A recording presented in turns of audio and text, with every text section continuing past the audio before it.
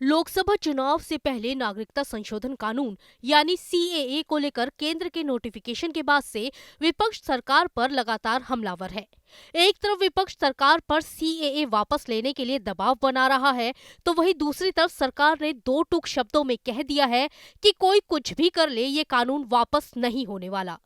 CAA पर मचे इस बवाल के बीच अब एक और मुद्दा गर्मा गया है और वो है सीएए कानून के तहत पाकिस्तान, अफगानिस्तान और बांग्लादेश से आए मुसलमानों को छोड़कर अन्य समुदाय को भारत की नागरिकता देना। अब विपक्षी नेता सरकार को इस नए पॉइंट पर घेरने की कोशिश कर रहे हैं। सीएए में पाकिस्तान, अफगानिस्तान और बांग्लादेश के मुसलमानों को शामिल न करने और विपक्षी पार्टियों को मत देने के लिए गृह मंत्री अमित शाह ने एएनआई को दिए एक इंटरव्यू में इसके पीछे की वजह बताई। केंद्रीय गृह मंत्री अमित शाह ने न्यूज एजेंसी एएनआई को दिए इंटरव्यू में मुसलमानों को इस कानून से बाहर रखने की बड़ी वजह बताई है। पूरी दुनिया में सारा ब्लॉक मुस्लिम ब्लॉक माना जाता है। आप मेरी बात समझ कर चलिए। और सिया, अहमदिया वो तो छोड़िए, मुसलमान को भी अधिकार है यहाँ एप्लीकेशन करने का। हमारे संविधान ने रास्ता खोला है, वो एप्लीकेशन कर रेफ्यूजी के तौर पर ना रेफ्यूजी के तौर पर नहीं, नागरिकता लेने के लिए अप्लाई कर सकते हैं। भारत सरकार इनकी भारत की सुरक्षा और भारत की बाकी सारी चीजों को देखते हुए उसका निर्णय करेगी। गृह मंत्री ने इन तीनों देशों के मुसलमानों को सीएए में शामिल न करने के पीछे एक और वजह विभाजन बताई। उन्होंने कहा कि इस देश का इतिहास है। 15 अगस्त 1947 को देश का विभाजन हो गया। हमारा भारत 3 हिस्सों में बंट गया। हमारी विचारधारा विभाजन के खिलाफ थी। धर्म के आधार पर देश का विभाजन ही नहीं होना चाहिए था, लेकिन फिर भी देश बंट गया। इसके साथ ही अमित शाह ने सीएए पर ममता बनर्जी के रुख पर भी दो टूक जवाब दिया कि मैं ममता जी को करबद्ध निवेदन आपके इस कार्यक्रम के माध्यम से करना चाहता हूं। पॉलिटिक्स करने के हजारों मंच है।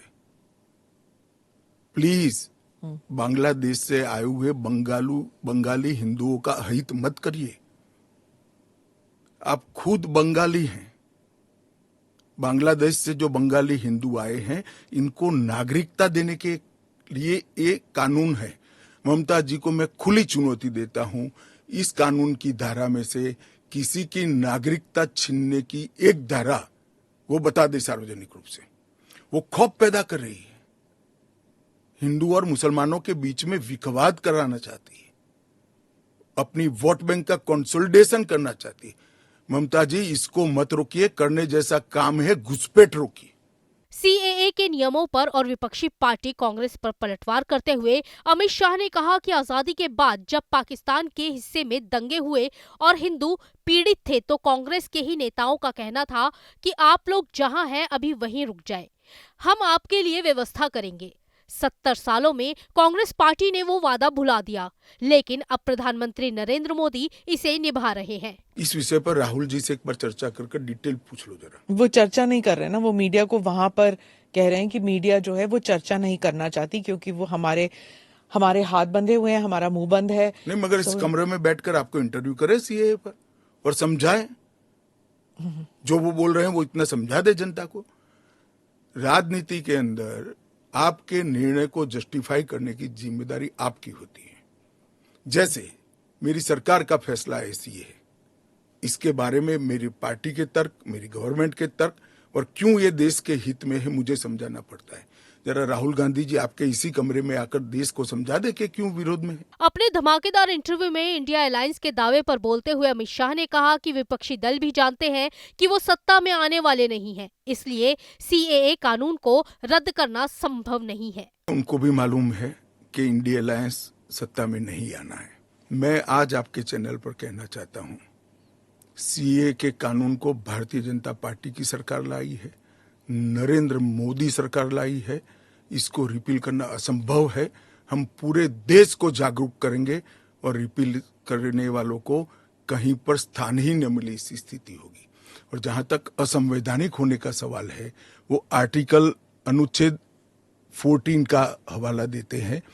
वो भूल जाते हैं कि अनुच्छेद 14 में 2 अपवाद रखे हुए हैं। एक रीजनेबल क्लासिफिकेशन का अपवाद है और दूसरा कानून के उद्देश्यों के साथ लॉजिकल संबंध होना चाहिए। तो वो आर्टिकल 14 का वायोलेशन नहीं करता है। इसमें रीजनेबल क्लासिफिकेशन बहुत स्पष्ट है कि जिन लोगों पर भारत के पुराने हिस्सों में आज वो विभाजन के कारण देश से कटे हैं, अफगानिस्तान, पाकिस्तान और बांग्लादेश में, जिन लोगों पर धार्मिक प्रताड़ना होने के कारण जो भारत की शरण में आए हैं, उसके लिए एक कानून है। हालांकि इन सब बातों के बीच एक सवाल ये भी है कि आखिर जिन लोगों के पास दस्तावेज नहीं है उनका क्या होगा। तो आपको बता दें कि इसके लिए भी कोई कंफ्यूज होने की जरूरत नहीं है, क्योंकि सरकार इस गंभीर मुद्दे पर विचार कर रही है। सरकार के पास 85% लोगों के वैध दस्तावेज है। सरकार के इस बयान के बाद ये बात साफ हो गई है कि नागरिकता संशोधन कानून में पाकिस्तान, अफगानिस्तान और बांग्लादेश से आए हिंदू, जैन, बौद्ध, सिखों, ईसाई और पारसी शरणार्थियों के साथ मुसलमानों को भी भारतीय नागरिकता मिल सकेगी। Team news nation.